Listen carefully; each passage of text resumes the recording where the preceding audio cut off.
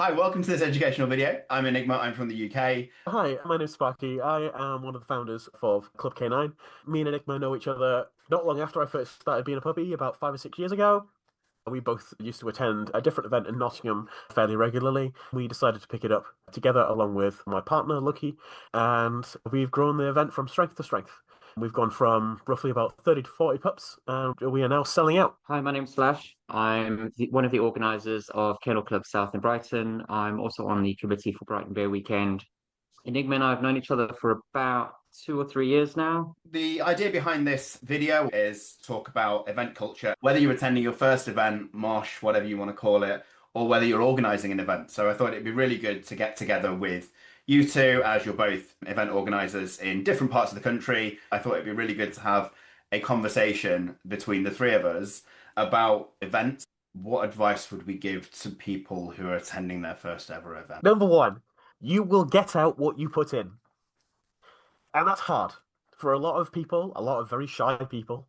If they turn up and they are shy and they don't get involved and actively stop themselves from getting involved, they will not have a good time. We, as staff and as our other attendees, are only able to do so much to facilitate their enjoyment. The more you put in, the more you get involved.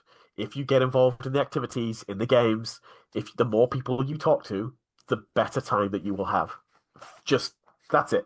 That is, you will get out what you put in. If you're worried about talking to someone and you don't know what to say, a lot of pups wear dog tags. Comment on the dog tag, see their name. A lot of the time, it's just that small step that starts the snowball. Some events have guest books.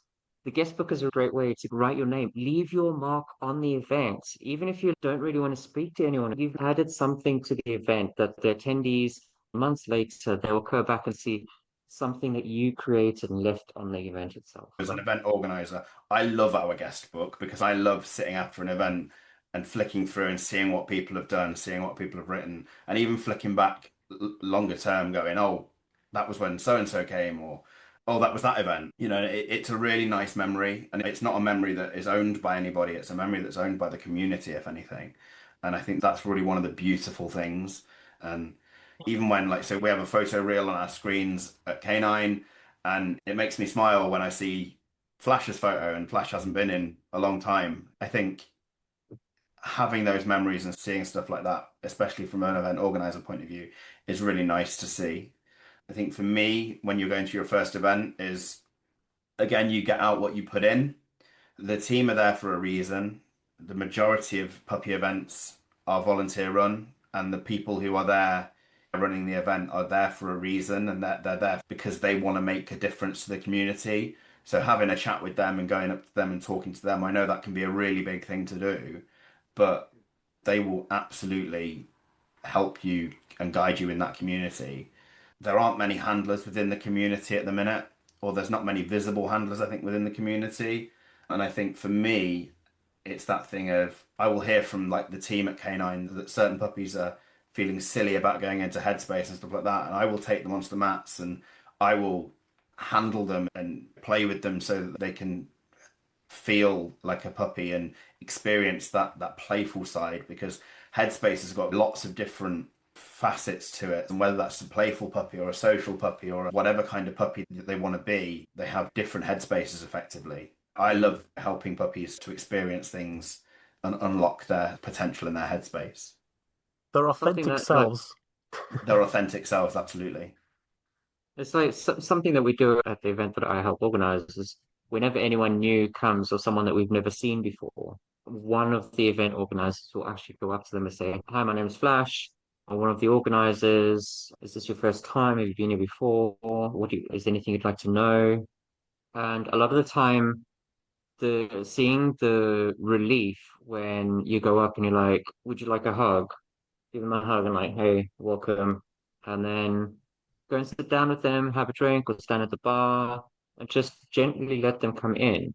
It gives them that bit of an icebreaker. And I know that when I came to K9 for the first time, and people didn't really know who I was, apart from you, Enigma. And they're like, "Hey, do you know about what pop is?" And I'm like, "Yes, just a little bit."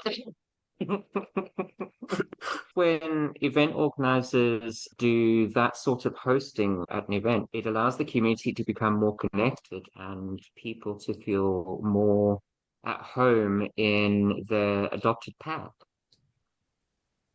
We do a substantial amount of work with the new people that join up.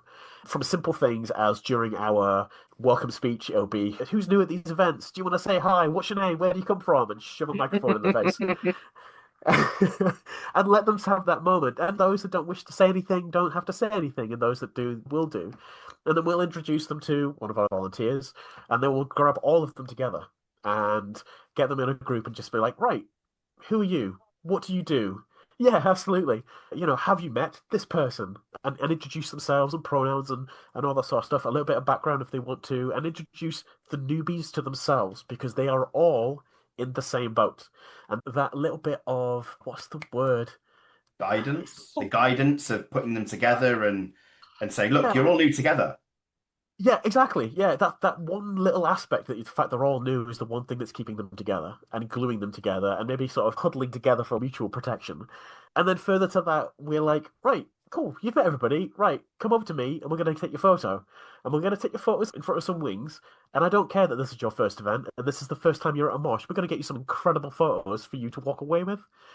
And it's suddenly that moment of, oh, I've met all these people and I'm gonna have my photo taken in my gear. Oh shit, okay, this is cool. It feels like somebody's really kind of interested in me and who I am as a person. And then from there, we get them doing silly little things like, can you go and find me a puppy with an interesting story? Go and find me the name of one of our staff members and find out what they do outside of puppy events. And it's anything to get them introduced to all of the different groups. We actively try and introduce people to the Um, newbies to one another. And I imagine that first event is quite intense. But we try and knock down as many barriers as we possibly can and give people as many opportunities to become yeah. involved. But that's it. Yeah, we actively work with them. I totally agree with you. And like with smaller pub events, like there are larger pub events out there where hundreds of people go to an event. So if it's someone's going to their first event, maybe try a smaller event where you can have this much softer landing and entry into the community so that you're not too overwhelmed.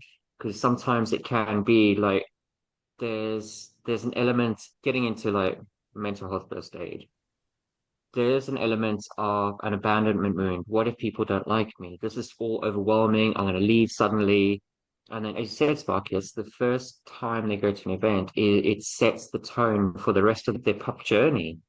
I think for me, it's that thing of you can be a pup outside of an event for a long time before you come to your first event, but then you can have people who discover it as a social thing and, start their journey at events. I think for me, it's that thing of start small and build your way up, build up to bigger events, build up to the naughty events, the international events, the thousand dogs all in one city. Can I jump in really quickly? Because you've just Yes. mentioned something I've been desperate to mention. Going to a safe for work event and going to a not safe for work event, you are no less a puppy if you only attend one or the other. I think it is that thing of figuring out what kind of pup you are, whether you're a social puppy or a sexual puppy or both. You can be absolutely both. You can be absolutely anything, but I think it's that thing of outside of the kink community, I think a lot of people see puppy play as this purely sexual thing, and there's so much more to it. And there's such a kaleidoscope of things that happen and reasons as to why people are puppies or why they engage in puppy play or handlers or anything like that. Mm. But I think for me, it's that thing of finding yourself, I think is the golden rule. Find what it means to you and how you want it to be for yourself. And I think once you realize that there is no right or wrong way to do puppy play or pet play or be a handler, that the only wrong way is the non-consensual way.